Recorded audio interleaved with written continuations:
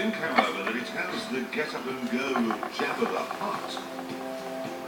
Because the electric motor in this produces a whopping 176 horsepower. And that's about what you get from a Volkswagen GTI, so it's pretty nippy.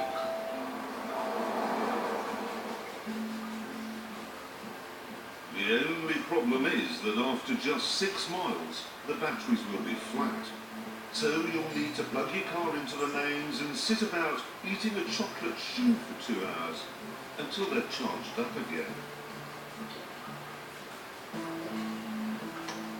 Or if this doesn't appeal, there is an alternative. Because you see, the P1 is fitted as standard with an on-board petrol-powered generator. And it is quite a big one. In fact, it's a 3.8-litre, twin-turbocharged, 722 horsepower V8. You push this button, and there it is, firing up. And the great thing is, it's not just charging the batteries, it's also working alongside the electric motor to power the wheels. So the P1 then is not like a G-Whiz at all, in any way. Thanks to that generator, you can take this out of the city centre and onto the open road.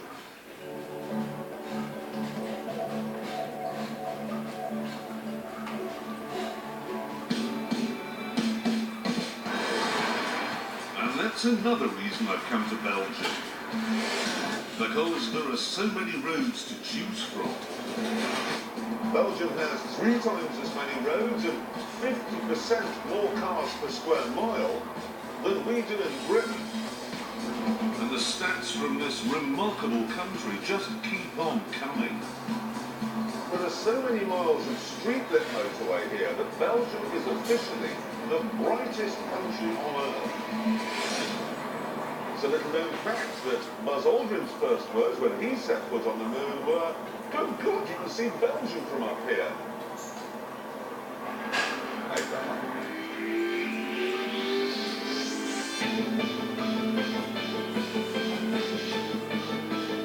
On the road I chose, there was rain.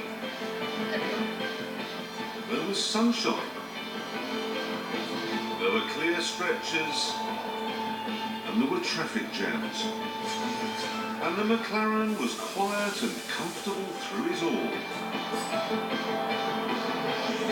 But it was not what you'd call luxurious. It is, frankly, as well equipped as a pair of monk's underpants.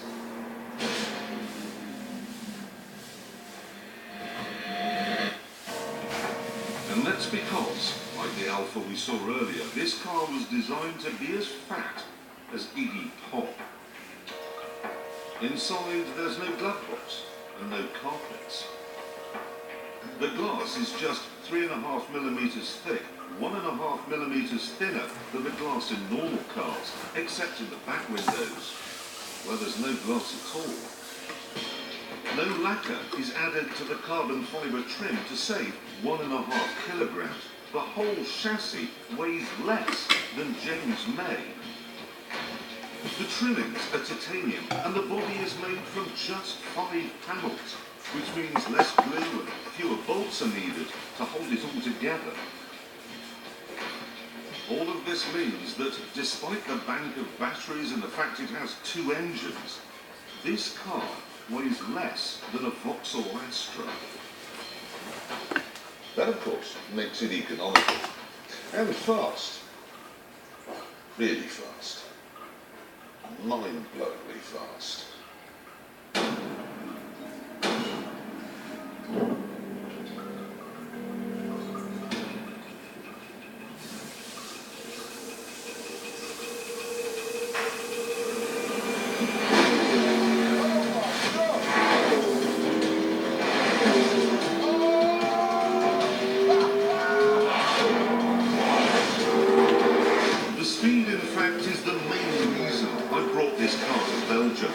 Because Belgium is home to this place.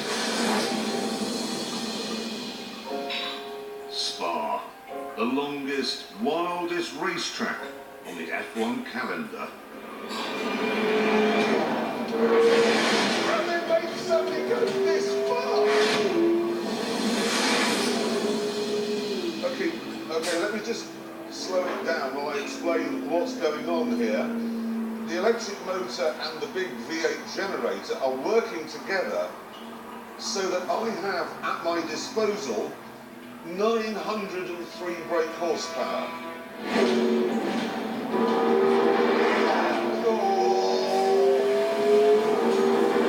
Obviously, I've driven a Bugatti Veyron that has more than that. But a Bugatti Veyron, it has four-wheel drive and it weighs more than most mountains.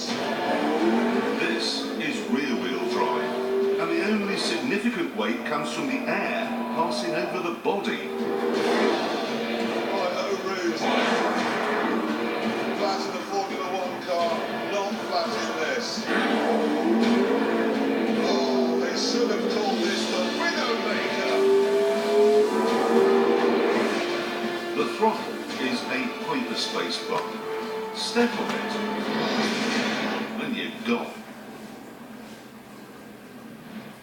And yet somehow, even in this appalling weather, it got round all of the corners without crashing once. So how?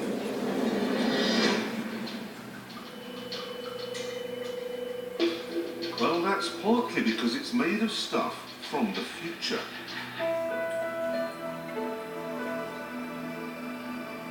And partly because it's clever. It adapts. It moves around to suit its environment. As the speed climbs, the rear wing rises to generate more downforce. But as you go past 156 miles an hour, it starts to go back down a little bit. Otherwise, the weight of the air passing over it would be so enormous, it would break the suspension. Then you have the exhaust, which works with the rear diffuser to generate an area of low pressure into which the back of the car is sucked. The wheels are made from military-grade aluminium. The brake discs from a material that's only ever been used in Ariane's space program, and they're coated with something called silicon carbide. Apparently it's the hardest substance known to man, apart from dried Weetabix, obviously. And then the whole thing sits on four tyres that were designed and made by Pirelli. All of this means you really have the confidence to open it up.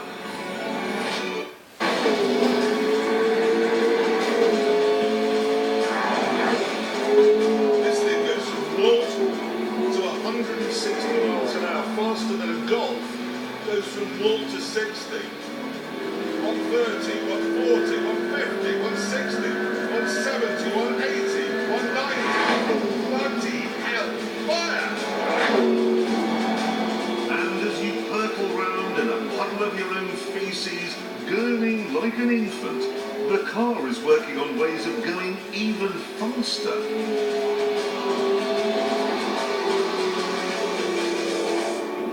Let me give you an example. The electric motor is used to fill in the little gaps when the petrol engine isn't working at its best, like, for example, during gear changes or while the massive turbos are spooling up. And what I find hysterical about that is that Mclaren has taken this hybrid technology, which is designed to reduce the impact of the internal combustion engine, and is using it to increase the impact. That's like weaponising a wind farm, or buying the Rainbow Warrior and turning it into an oil tanker.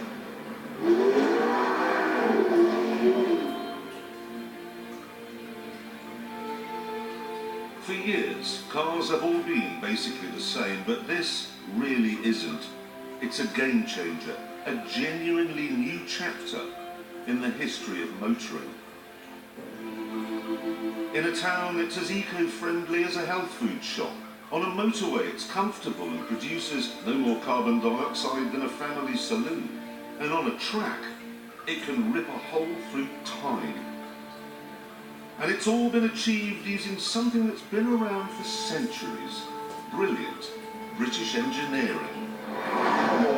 You could argue that it doesn't have the passion or the flair of a Ferrari, and I'd probably agree with you. But look at it this way. It was passion and flair that built the Leaning Tower of Pisa. And it was British engineering that built the plumb dead straight Westminster Abbey.